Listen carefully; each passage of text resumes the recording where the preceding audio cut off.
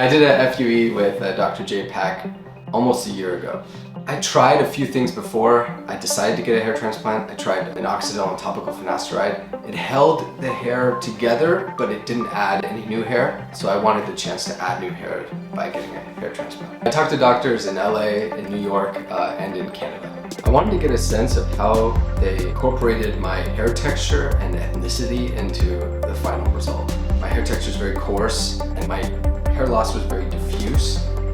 It didn't have that much of a pattern to it, so I wanted to see how they would address both of those things together. It was very easy to talk to Dr. Pak. I like the way he described his approach from beginning the extraction in the donor area to where he would place the hairs strategically.